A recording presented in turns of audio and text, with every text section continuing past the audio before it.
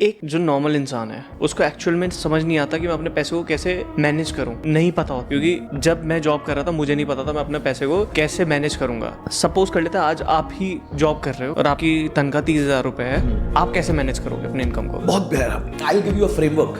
This framework is called BEII। इसका step 1 है B budgeting. अगर 30,000 कमाने वाले का 20,000 का खर्चा है तो उसमें फिक्स्ड कितना है, वेरिएबल कितना है, पीरियोडिक कितना है। फिक्स मतलब हो गया जाना ही जाना है, रेंट हो गया, EMI हो गई, इलेक्ट्रिसिटी बिल हो गया, ये तो जाना ही जाना है। वेरिएबल क्या हो गया, पेट्रोल कभी ज्यादा कभी कम लग जाता है, ओला का फेयर कभी ज्यादा कभी कम लग जाता है, रेस्टोरेंट कभी ज्यादा कभी कम लग जाता है, तो वेरिएबल है। और एक पीरियड होता है, जैसे आपने कोई इंश्योरेंस ले ली या आपकी कोई ऐसी कॉस्ट है जो हर 3 महीने में एक बार आती है, कोई सब्सक्रिप्शंस ले लिए, तो लोगों को ये पता ही नहीं है आज के दिन पे। जब आप बेसुध हो, आपको यही नहीं पता कि आपका पैसा जा कहाँ रहा है, you are unconscious about how your money is moving.